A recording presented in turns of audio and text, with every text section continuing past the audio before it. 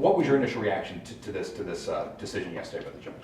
Well, I think it was confusing because he, in effect, found that the present funding system was irrational, but he left open the question and ignored the question of whether it was adequate to educate our students in the state of Connecticut. So it's confusing at best and disappointing. Our issue is that all children in the state of Connecticut be treated adequately from a funding perspective, and we didn't hear that yesterday. For example, if you have an autistic child in Greenwich, that autistic child needs the services as much as they need it in Bridgeport. So the issue of equity and equality has to be for both children, both students, rather than pitting one town against another. Cotton candy in the rain is how we described current evaluation standards for teachers.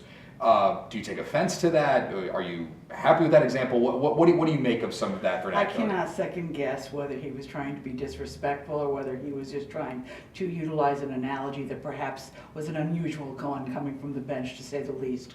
But we have been advocating at CEA for an effective as well as a meaningful teacher evaluation system for the past 2 legislative sessions. And we're looking at an evaluation system that is not based on busy work, is not based on bureaucracy, is not based on paperwork, but rather is based on authentic, reliable, and valid multiple measures of showing a student's success and growth over a period of time. We're not just talking about the academic growth of the child, we're also talking about the social growth as well as the emotional growth, and teaching to the whole child so that every single one of our students in Connecticut becomes a full participant in a democratic society.